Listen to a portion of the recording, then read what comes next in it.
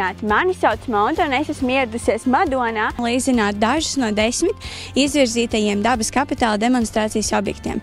Ar mani kopā ir Juris Jātnieks, vides un sabiedrības pārvaldības eksperts. Arvien biežāk tiek runāts par dabas vērtībām, dabas vērtību ekonomisko pusi un kā izvērtēt un novērtēt dabu. Kas ir dabas kapitāls un ekosistēma pakalpojumi? Dabas kapitāls ir viss, no kā mēs dzīvojam. Sākot no ēdiena, sākot no būvmateriāliem, energoresursiem, viss, no kā mēs dzīvojam, ir dabas kapitāls. Un ekosistēma pakalpojumi, tas ir tas, ko mēs saņemam no dabas, kas mums ļauj vispār apdzīvot šo zemi. Tā ir klimata regulēšana, tas ir ūdens, tie ir meži, tā ir atpūta, tas ir darbs, dabas kapitāla kontekstā, kā šīs vietas nebūtu iespējams izveidot šo starptautisko sporta centru, ja nebūtu šeit tāda reljefa, šādu mežu apkārt un visas tās iespējas to tā izveidot. Ja, tas pirmkārt ir dabas kapitāls, dabas pamatne, kas ir ļāvis izveidot šādu centru, kas šobrīd ir starptautiski atpazīstams Madonas novadā.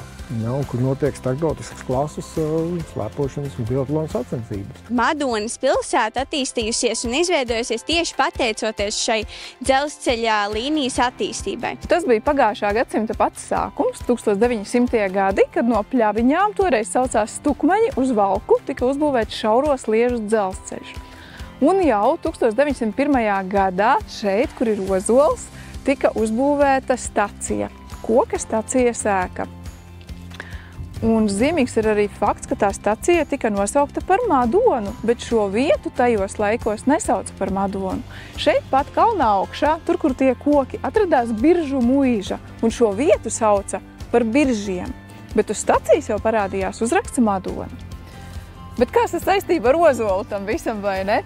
Un tad tuvākajos gados, tad, kad stacijas priekšnieka ģimenē piedzima bērniņš, viņi par godu šim notikumam iestādīja pie stacijas mazu kociņu, mazu ozoliņu. Tagad varam tā kā paskaitīt, ka tam ozolam varētu jau būt kaut kur ap 110 gadiem, varbūt vairāk. Šis ozols ir tā kā tāds vēstures liecinieks, stūrakmenis, kas ir vērojis un redzējis, kā tad Birži, vēlāk Madona, ir augusi, attīstījusies, kas šeit ir noticis, kā dzīvojuši. Esam nonākuši līdz mīlestības grāvas beigu posmam, varētu teikt, jā, šeit, vai arī sākuma posms, ja kāds nāk no šīs puses. Un šeit arī redzam, un tajā pusītē ir Madonas upīte. Ko mēs te redzam? Šeit tiešām ir grava, ieleja, upītes ieleja, un viss šis, kas te apkārt ir, noteikti nebūtu veidojies šī zaļā zona, ja nebūtu šī reljefa. Noteikti būtu skaisti apbūvēts ar skaistām mājām, un tas viss nebūtu. Tātad pamatā visam ir reljefs. Nākamais, kas šeit ir ūdens. Ūdens pilsētā vispār ir ļoti tāda svarīga un eksplozīva lieta. Un mēs redzam, ka visā pasaulē, kad pilsētas daudz, kur ir bieži vien būvētas blakus vai pat virs ūdens vai apkārt ūdenim, faktiski, ko mums dod ūdens, pirmkārt iespēja izveidot šādu te ainavisku atpūtas teritoriju, bet lielākās pilsētās, un arī, es domāju, Madonai nākotnē tas noteikti ir ļoti būtiski, kā tātad tas ir gaisa attīrītājs, gaisa mitrinātājs, klimata regulētājs. Tas nozīmē, ka būs vienmēr šī zaļā saliņa, zaļā mīlestības graviņa, kur būs zināms vēsums, gaiss būs vienmēr mitrāks, gaiss būs vienmēr tīrāks, būs patīkamāk šeit uzturēties karstā laikā. Ziemā atkal būs ļoti interesanti skati, kad veidosies šie ledus sasalumi, kristāli dažādi, ko atkal bērni var pētīt un skatīties, kā viņi veidojās un cik viņi ir interesanti. Nākamais, protams, ir koki. Šie te, kas ir lielie koki, ozoli un kas noteikti ir vecāki par Madonas pilsētu, ko mēs te redzam. Arī tas pirmkārt ir baudījums dvēselē, otrkārt tas ir neapšaubāmi gaisa attīrītājs, neapšaubāmi tas ir trokšņa slāpētājs.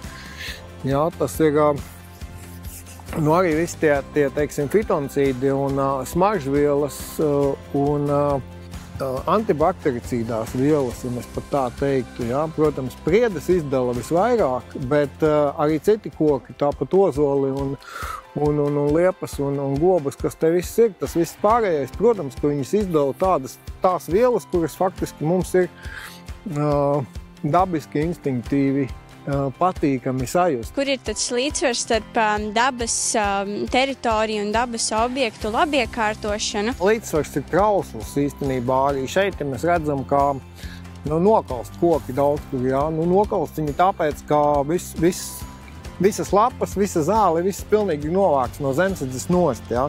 Pilnīgi noteikti būtu daudz labāk, ja vismaz ap šiem lielajiem kokiem, kur redzam skailās saknes, paliktu šis lapu klājums, paliktu dabiskas zāles klājums, būtu daudz vairāk interesantas puķis, ko paskatīties. Jā. Būtu, protams, arī dzīves vietas tur kukaiņiem un visam pārējiem. Nedomāsim uzreiz, ka lapās dzīvo pirmkārt ētas. Nē, tā nav.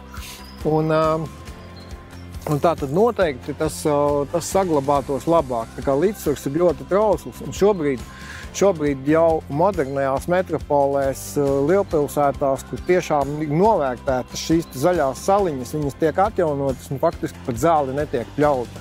Ja Madonā nebūtu mīlestības grāviņa, kas tad būtu Madona? Madona joprojām būtu ļoti zaļa, jo mums ir neticami zaļa un skaista pilsēta. Ik gadu šeit mums notiek valsts svētku svecīšu aizdegšana. Visi madonieši sanāk un visi riņķī ap šo skaisto vietu sadedz svecītes. Un te ir tāda īpaša noskaņa. Tiek atskaņotas arī patriotiskas dziesmas. Graviņa ir tiešām Madonas sirds, jo viņa atrodas gan ģeogrāfiski vidū, gan arī visiem pieejamā vietā. Tad es domāju, mums noteikti būtu tā sajūta, ka šeit kaut kā trūkst. Esam nonākuši uz Madonas Lazdu laipu. Es zinu, ka jūs zināt kaut ko vairāk par to, ko tas nozīmē madoniešiem, kas tas ir, kur arī ir citāts uz laipas un uz priekšu, kā redzam, ir vēl. Kas tas īsti ir un pastāstiet lūdzu vairāk? Jā, zinu krietni vairāk un jāsaka tā, ka tas tiek citāti no Ilzes Indrānes romāna Lazdu laipa. Un kāpēc gan viņa ir šeit? Tāpēc, ka Ilze Indrāne ir mūsu novadniece un Madonas novadniece un dzīvo arī vēl ar vienu savos 96 gados mūsu novadā. Un viņas doma ir tāpat kā kādreiz ļoti optimistiska, vēl ar vienu tāda kā jaunību godājoša, jaunību svinoša, pozitīvo svinoša, kas šodien ir ārkārtīgi svarīgi. Un tā kā te arī ir rakstīts, jaunība visos laikos vienāda, laimes augstoša. Personīgi, jā, tā ir sanācis, kad Ilze Indrāne ir mana māmuļa.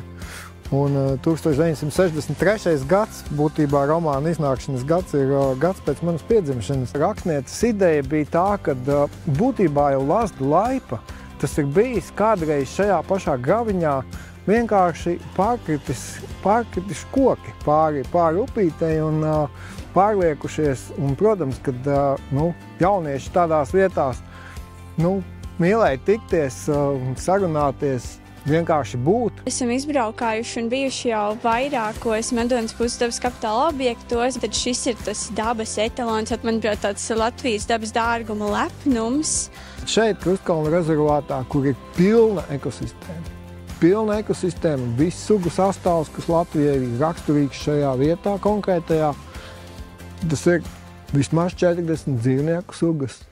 Vismaz 150 putnu sugas, kurām šeit ir mājvieta. Tas ir vismaz 1600 kukaiņu sugas, no kurām apmēram 1000 ir tauriņi. No pat zemes 2 metru un vairāk var būt tāda dziļuma līdz koku galotnēm. Stabilitāte ir daudzveidībā. Pastāvēšana, starp citu arī cilvēka pastāvēšana ir daudzveidībā. Ja mēs sakam, ka ko mums tas ots, muša, dundurs vai kāda cita suga, ko mums viņš neko nedod, traucē tikai koš kājās, degunā un lien acīs un briesmīgi, bet tā ir daļa no sistēmas. Mēs nezinām visu Dieva plānu, mēs nezinām to, kā tas viss miedarbojas savā starpā. Ja mēs zaudējam kaut ko no tām sugām, no tās daļas, no tās miedarbības, kāda to un, teiksim, kāds tas ir pasaulē izveidojies gadu tūkstošos, tad mēs nevaram paļauties uz stabilitāti pilnīgi. Ja? Mēs kā cilvēks nevaram absolūti aptvert visu plānu un pateikt, jā, ziniet, šitā ir vajadzīga suga, šitā nav vajadzīga, šitas mums ir lieks un tā. Nu, būtībā tikai augstākais plāns zina to, kas ir lieks un kas nav lieks. Un dabā nekas lieks nav un nav veltīgi radīts. Ja, un tas ir tikai tādēļ, lai būtībā mēs arī varētu kā cilvēki iekļauties šajā pilnībā un tā mierīgi, stabili, droši dzīvot. Un ja mēs jaucam to visu un sakam, nē, mums vajag šitādu audzi, mums vajag tādu vietu un šitādu, jā, kaut kur mēs to varam, bet tas viss ir līdz zināmam līmenim, ka tas viss vairs nevar būt stabils. Ja mēs paņemam pārāk daudz un pārveidojam pēc sava prāta, tad stabilitāte zūd. Un tikai pateicoties šobrīd arī tādām salām, kā ir šeit, Krustkalnos, šī te meža jūra, es teiktu, jā, bet kopumā ar Latviju salīdzinot, tas ir neliels gabaliņš tomēr, jā, kur nenotiek saimnieciskā darbība. Teču purvs ir lielāks, tiek 19,000 hektāru, jā, būtībā neskarta mitrāja mazpārveidotas teritorijas, kas stabilizē mūsu dzīvi šeit. Ja, tā kā, bez šādām teritorijām, bez šādām vietām praktiski gan klimata stabilitāte, gan ūdeņu tīrība, gan gaisa tīrība, gan mikroklimats, būtībā visā reģionā, un es teiktu arī globāli, viņš noteikti dod savu vārtu. Bieži cilvēki saka, jā, mēs jau nevaram tagad visus dabu salikt rezervātos, noslēgt, aizsargāt, mums taču ir jāsaimnieko. Kāpēc mums būtu svarīgi domāt par to ilgtspējīgo apsaimniekošanu?